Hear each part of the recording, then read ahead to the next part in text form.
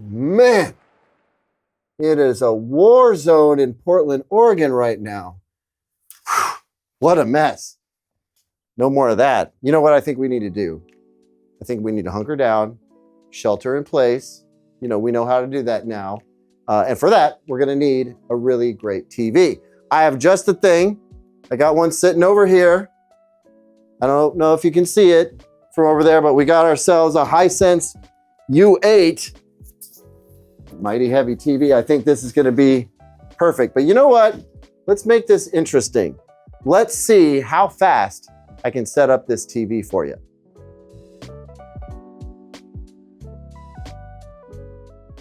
Hey y'all, just kidding. I always wanted to start a video like that because it's so cringy. I've just started the stopwatch, and look, I'm not trying to set any records here, but like, how long does it take me on average to set up a 65-inch TV? This one I think is gonna take a little bit longer. The reason I say that is because it is freaking heavy. And not just from the packaging, I can just tell. It's super, super heavy. That is often a good sign with electronics. In this case, it means good build quality. I also think it means massive power supply. And massive power supply probably means legit brightness. I mean, this thing's only 65 inches and it feels like it could be an 85-inch TV. So we'll see. We'll see how much is backlight, how much is power supply, and all that good stuff. But I've seen some people complain, unboxings are stupid. Like, who wants to watch you unbox a TV? It's just a box. This has definitely been used before. Somebody decided not to pack it up the way it should be, and that's okay. I've done that before in my early years. Oh, we're gonna do one of those, huh? Well, there's some of the weight right there. This collar is super, super heavy, and that's because it's got metal plates on it. Okay, cool. We'll take that as a good start. Good sign. I was looking for legs. I'm so used to having legs with the Hisense TVs. And I always joke about throwing away the instructions, but I just want to look at this and make sure that there's no surprises. Oh, it's one of those. It's one of those where you can set it up upright in pieces of side foam. That's cute and clever, and I'm not going to do it because that's not how I do things ever. This can stay on. The box can come off. I bet the TV's facing the wrong direction though. It was facing the right direction when we were setting up the shot. So we got that incredible, here's the collar B-roll for you. But now, okay, look, I'm not gonna be too mad because I've done this before, but whoever had this TV before I did, they didn't wrap anything back up in the plastic. They threw it in the box. They were probably frustrated when they did so because reboxing TVs sucks. And they did not wrap the stand in its plastic. They didn't wrap the TV in its plastic. They just took the stuff, balled it up, sorry for the microphone, and then shoved it in the box rather unceremoniously. I will do better. Here's the other part of that weight, guys. This is a solid metal base. And now that I'm looking at it, I feel like I have seen this done by Hisense before. It's been a while. I don't know if you guys noticed, but like I was gone for a little bit, and I'm just gonna go ahead and lean into that as being the cause of some of my stupidity. As I said before, I'm gonna do this my way, and since it's facing the wrong direction, I'm just gonna go ahead and let it be a little bit harder than I'd like, because that's how it's gonna be today. So we'll put one of these here and one of these here. There's still some pieces inside the box, but I only need a couple. I'm gonna go down like that. A little extra support. Got that piece of cardboard protecting the screen, and then I'll be sure to send a copy of this video to my spinal surgeon to explain to him why I'm in such bad shape. This under there. Look at that. It's almost like I know what I'm doing. Okay. This is going to take no time at all. I love it. To whoever packed this up before me's credit, they did put the screws in a little snack bag. So respect, I do that. Which means the fact that this person also did that, clearly a professional. Maybe we should do this as a live someday, Zeke. What do you think about that? We'll just, yeah. Glad you said that since you're the one who has to do all of the production work. Ah, there's only 4.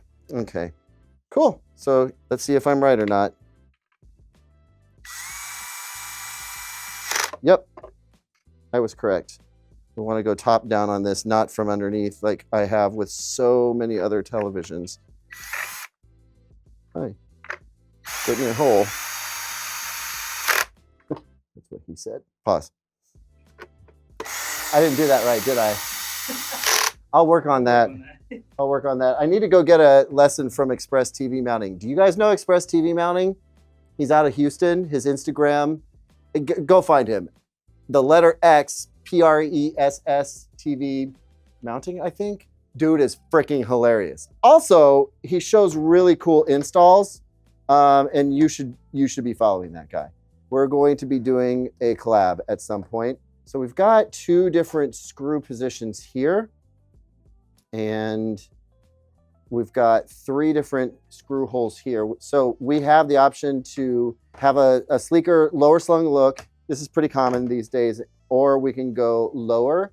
I'm gonna go lower. We have position 1, position 2. I'm gonna go lower just because I need to make sure that I have plenty of clearance for a sound bar. Just go ahead and line that up like that. Get that doggy in there. Doggle hunt. Did I mention the war zone outside? It's not really a war zone. I mean, you guys knew that, right? I don't have to explain it. Actually, this is one of the most gorgeous, chill summers I've had in Portland in a long time. Absolutely beautiful. Pretty warm at times, actually. But in addition, like, this year's produce haul was freaking fire. I live not too far from a farmer's market, and yeah, I know this has nothing to do with televisions. I just need to let you know that your boy had some incredible nectarines and asparagus this year. Absolutely incredible. How many nits is that worth to you? Don't answer that question. All right, so I mean, we're kind of there. Like, I'm gonna go ahead and sit this thing upright, but like, I screwed around and found out that apparently even when I'm screwing around and not giving it my best effort, it still only takes me about 11 minutes to assemble a TV. I could probably do it in less. But I do have to say, this TV, even without the stand, is indeed fairly heavy. I think we are dealing with a really nice power supply and backlight system. The other signal that it's got a pretty hefty backlight system in it. And we know it does, right? It's a mini LED set. That's part of why it can claim to get so bright, is that it has more densely packed LEDs.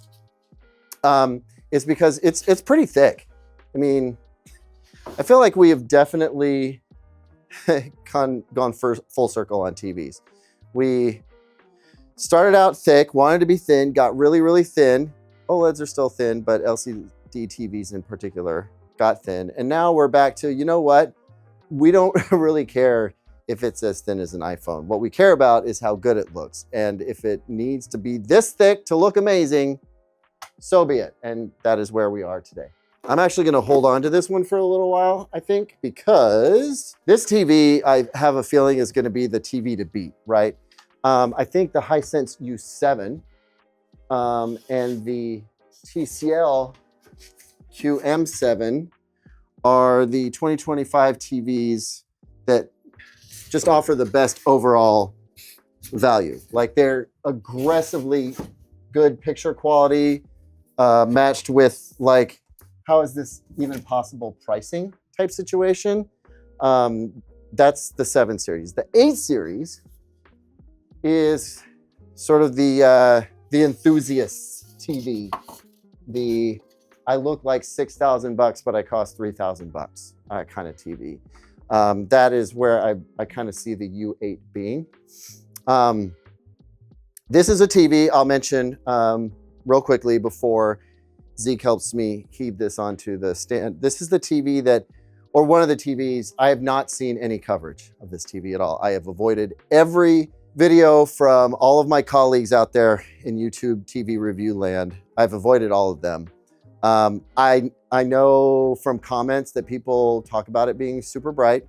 Not a shocker. I kind of feel like Hisense is the unofficial king of brightness. But that's it. That's all I know about this TV. So I'm going to be experiencing it for the first time. And I'm going to avoid seeing what anybody else says about this TV and just see where I end up landing on it. I'm excited about that. So how about we get this up on the stand and see what kind of a picture it puts out when you plug it in. You good? Okay, you all right? Excellent. Let's go back a little bit further. Oh, that's, I get it. I got to get the Sonos for this thing. Yeah. Yes. You know what's weird is I have had this TV for a minute. Screw you guys.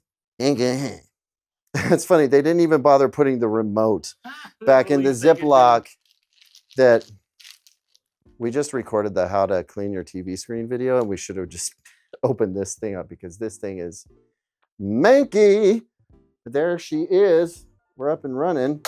Oh, I should also point out that the little Ziploc for the remote control was in the box somewhere, but not around the remote, as you might expect. Man, some people's laziness knows no bounds. Yeah, so we're gonna clean this guy up a little bit. Hisense won't relish this particular comment, but I keep forgetting how LCD TVs without super amazing off-angle viewing implements suffer contrast issues off angle. Thing I'd like to see just kind of changed across the board with all manufacturers. I am willing to bet Hisense is working on something like that. By the way, don't be too concerned about what you're seeing as far as like the discoloration when I'm wiping this down. That's totally normal. The important thing, as I just explained in my how to clean a TV screen video, is that you have displaced or dispersed pressure and you don't, do pinpoint pressure on anything. But yeah, we're good here. Wow.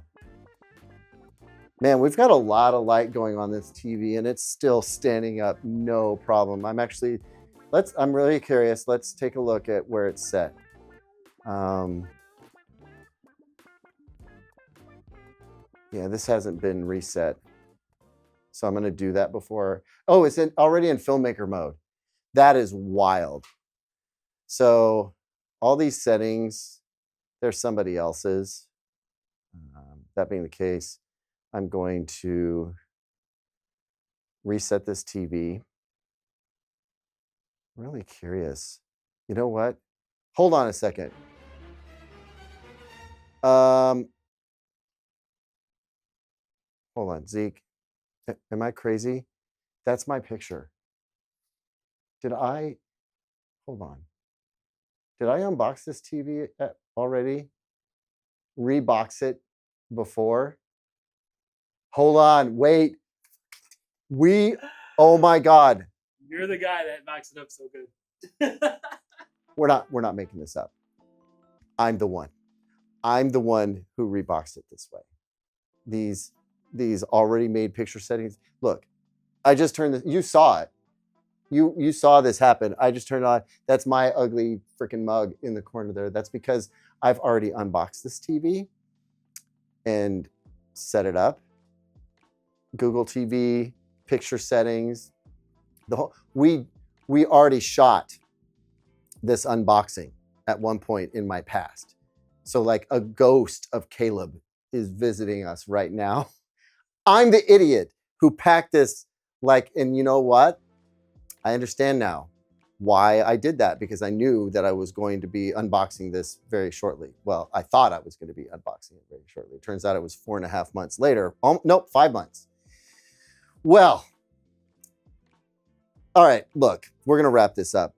I'm going to be honest with you. The reason that I wanted to do this unboxing video was to have the content for the new channel.